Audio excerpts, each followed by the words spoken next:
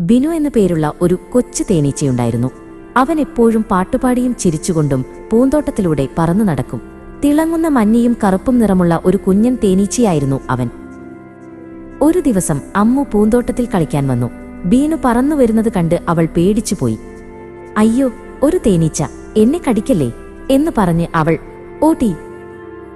ബിനു പതുക്കെ വിളിച്ചു, അമ്മു, പേടിക്കണ്ട, ഞാൻ നിന്നെ ഉപദ്രവിക്കില്ല, ഞാൻ നിന്റെ ഒരു വലിയ കൂട്ടുകാരനാണ്. അമ്മു ഒരു മരത്തിന്റെ പിന്നിൽ ഒളിച്ചുനിന്ന് അവനെ നോക്കി.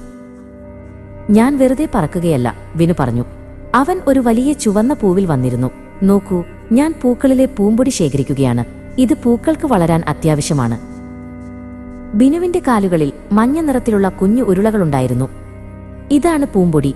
ഇത് ഒരു പൂവിൽ നിന്ന് മറ്റൊരു പൂവിലേക്ക് കൊണ്ടുപോകുമ്പോഴാണ് പുതിയ കായ്കളും പഴങ്ങളും ഉണ്ടാവുന്നത്, അവൻ വിശദീകരിച്ചു. അമ്മു പതുക്കെ മരത്തിന്റെ പിന്നിൽ നിന്ന് പുറത്തുവന്നു. അപ്പോൾ ഞങ്ങൾക്ക് കഴിക്കാൻ കിട്ടുന്ന മാമ്പഴവും ആപ്പിളുമൊക്കെ നീ സഹായിച്ചിട്ടാണോ ഉണ്ടാവുന്നത്? അവൾ അത്ഭുതത്തോടെ ചോദിച്ചു. അതെ, ബിനു സന്തോഷത്തോടെ പറഞ്ഞു. ഞങ്ങൾ തേനീച്ചകളില്ലെങ്കിൽ ഭൂമിയിൽ മനോഹരമായ പൂക്കളോ രുചിയുള്ള പഴങ്ങളോ ഉണ്ടാവില്ല. ഞങ്ങൾ ഭൂമിയുടെ കാവൽക്കാരാണ്. ബിനു ഒരു തുള്ളി തേൻ അമ്മുവിന് കാണിച്ചു കൊടുത്തു. നോക്കൂ, ഇതാണ് തേൻ. ഞങ്ങൾ പൂക്കളിൽ നിന്ന് ശേഖരിക്കുന്ന മധുരമുള്ള നീരാണിത്. ഇത് ആരോഗ്യത്തിന് വളരെ നല്ലതാണ്.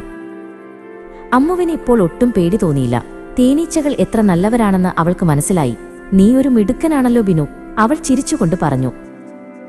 അന്നു മുതൽ അമ്മുവും ബിനുവും നല്ല കൂട്ടുകാരായി. അമ്മു തന്റെ കൂട്ടുകാരോട് പറഞ്ഞു, തേനീച്ചകളെ പേടിക്കണ്ട, അവർ നമ്മുടെ ഭൂമിയെ സുന്ദരമാക്കുന്ന കൊച്ചു സഹായികളാണ്.